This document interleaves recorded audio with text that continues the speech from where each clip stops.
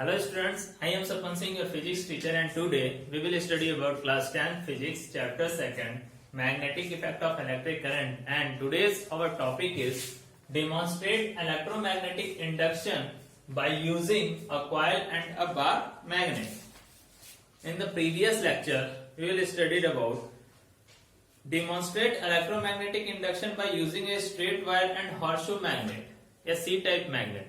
पिछले लेक्चर में हमने पढ़ा था कि इलेक्ट्रोमैग्नेटिक इंडक्शन मतलब इलेक्ट्रिसिटी हम कैसे प्रोड्यूस करते हैं मैग्नेट के through with the help of horseshoe magnet और एक कॉइल एक रेक्टेंगुलर वायर और एक हॉर्सशू मैग्नेट को लेके हमने पढ़ा था कि उसको हम मैग्नेट से कैसे इलेक्ट्रिसिटी हम प्रोड्यूस करते हैं।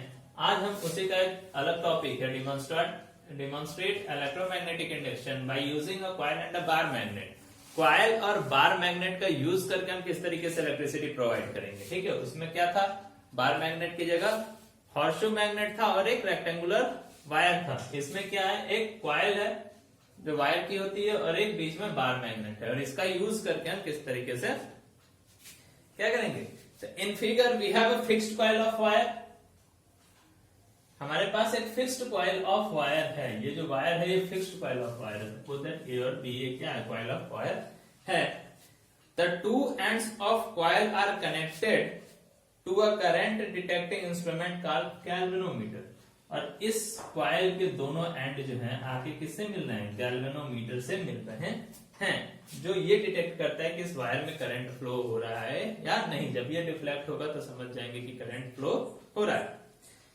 Now, when a bar magnet is held stand still inside the hollow coil of the wire, then there is no deflection in the galvanometer pointer, showing that no electric current produced in the coil of wire when the magnet is held stationary in it. जब इस magnet को इसके अंदर हम चुपचाप रख देंगे, उसको मूवमेंट नहीं लाएंगे, मोशन में नहीं लाएंगे, एक जगह फिक्स रहेगा।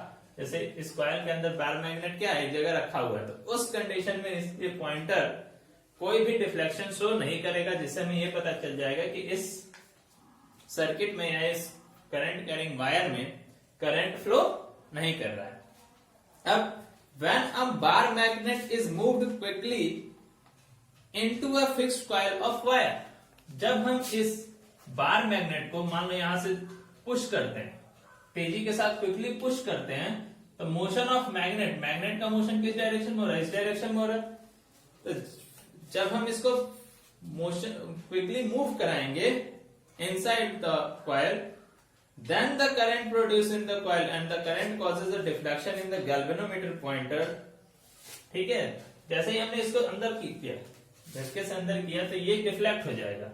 ये डिफ्लेक्ट हो जाएगा तो इसका डिफ्लेक्शन ये शो करेगा कि इस वायर के अंदर क्या है, करंट फ्लो कर गया। कब, जब जैसे ही इसको हम पुश करेंगे अंदर की तरफ लेके आएंगे। ठीक, similarly when the magnet moved out quickly from inside the coil, जब हम बार मैग्नेट को कॉइल के अंदर से क्विकली तेजी के साथ बाहर की तरफ खींचेंगे, पहले क्या था, मोशन ऑफ मैग्नेट अंदर की तरफ था, अब मोशन ऑफ मैग्नेट बाहर की तरफ हो गया। जैसे ही झटके से खींचेंगे, then also the pointer deflect and show that the current is passing through the current carrying wire, but this time the direction of deflection is opposite to the direction of deflection previous। ठीक है, इसमें अंतर यह आएगा कि जब हमने इसको इस डायरेक्शन में मोशन किया मैग्नेट को, तो उस कंडीशन में इसका डायरेक्शन दूसरा था, और जब हमने इसको खींचा बाहर की तरफ, मोशन ऑफ मैग्नेट चेंज कर दिया, तो उस कंडीशन में इसका डायरेक्शन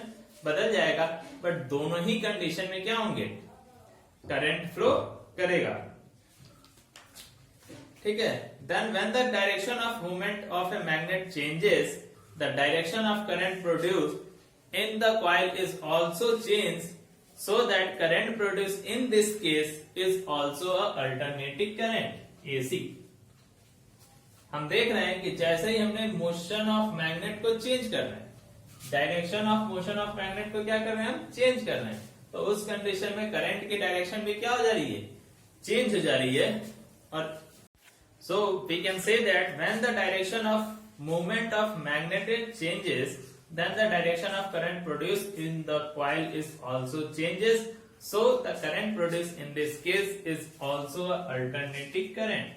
हम ये देख रहे हैं कि जब हम direction of motion of magnet को चेंज कर रहे हैं तो करंट की डायरेक्शन भी क्या हो रही है, चेंज हो जा रही है। मतलब हम इसको पुश कर रहे हैं तो डायरेक्शन अलग हो रही है, पुल कर रहे हैं तो डायरेक्शन अलग हो जा रही है करंट की। तो इस तरीके से हम कह सकते हैं कि इसमें भी जो करंट फ्लो करेगा वो किस टाइप का करंट होगा, तो अल्टरनेटिव करंट होगा। तो the production of electric current by moving a magnet inside a fixed coil of wire is also a case of electromagnetic induction. इस तरीके से ये भी जो केस है कॉइल के अंदर मैग्नेट को मूव कराना, ये भी एक क्या है, इलेक्ट्रोमैग्नेटिक इंडक्शन का ही केस है। And the condition necessary for the production of electric current by electromagnetic induction is that there is must a relative motion between the coil or wire and a magnet. देखो सबसे main important क्या है, electromagnetic induction में magnet और wire के through current flow कराने के लिए सबसे मेन चीज है कि दोनों के बीच में रिलेटिव मोशन होना जरूरी है। बिना रिलेटिव मोशन के करंट फ्लो नहीं करेगा, करंट उसके पास नहीं होगा। तो इसके लिए कुछ टॉपिक्स हैं, जैसे after performing a large number of experiment, बहुत सारे नंबर ऑफ एक्सपेरिमेंट करने के बाद फैराडे एंड हेनरी जो दो साइंटिस्ट थे made the following observation about the electromagnetic induction.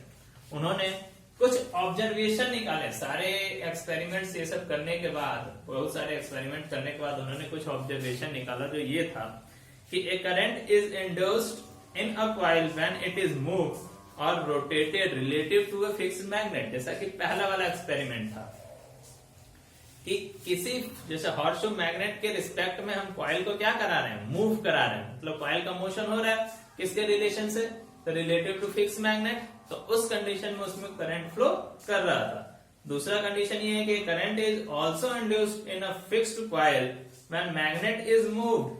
जब मैग्नेट को हम मूव कराते हैं तो उस कंडीशन में भी इस फिक्स कॉइल पे क्या होता है, करंट फ्लो करता है। मतलब कॉइल या वायर और मैग्नेट के बीच में किसी भी एक का मोशन एक के रिस्पेक्ट में होना जरूरी है, तभी उसमें करंट फ्लो करेगा। ठीक है।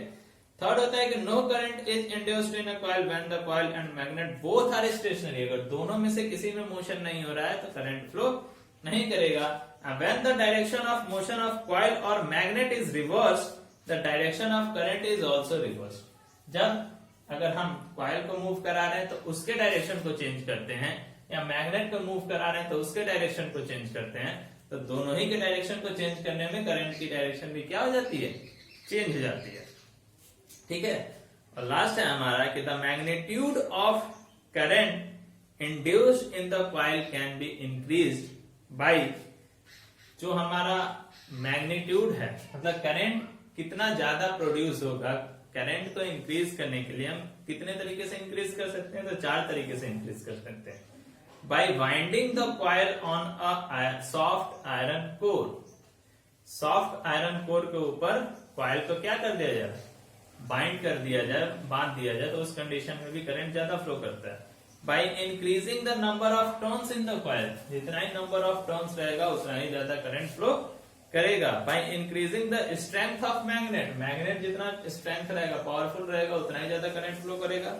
And by increasing the speed of rotation of coil, और जब हम जैसे पहले एक्सपेरिमेंट में कॉइल को रोटेट करा रहे थे तो उसकी स्पीड जितनी ज्यादा रहेगी करंट भी उतना ही ज्यादा क्या करेगा, फ्लो करेगा। और इसी से रिलेटेड फ्लेमिंग्स ने अपना राइट हैंड रूल दिया।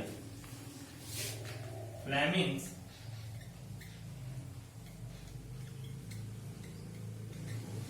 right hand rule. This is very important for board examination. Fleming's right hand rule. Fleming एक साइंटिस्ट थे जिन्होंने अपने राइट हैंड रूल दिया इसी के डायरेक्शन को लेके। ठीक है। उनका राइट हैंड रूल क्या था कि hold the thumb, four finger and middle finger. Hold the thumb, forefinger and middle finger of our right hand in such a way that forefinger points the direction of magnetic field। हमारा जो forefinger है अगर ये magnetic field के direction को show करता है and thumb point indicates the direction of motion of the conductor. अगर हमारा थंब पॉइंट जो है, अंगूठा जो है, वो direction of motion of conductor, जो भी कंडक्टर है उसके मोशन के डायरेक्शन को शो करता है, तो उस कंडीशन में आवर मिडिल फिंगर और we can say that our centre finger points give the direction of induced current in the conductor. तो उस कंडक्टर में किस डायरेक्शन में करंट फ्लो हो रहा है उसको शो करेगा.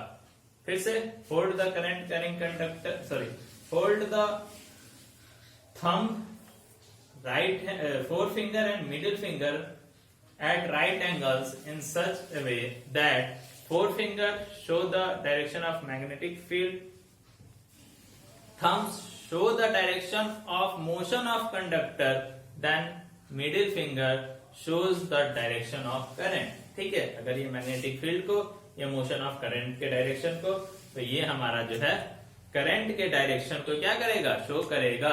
ये मोशन ऑफ कंडक्टर को शो करेगा, direction of motion of conductor. ठीक है, तो ये हमारा था फ्लेमिंग्स राइट हैंड रूल. ठीक है, तो आज के लिए बस इतना ही. धन्यवाद.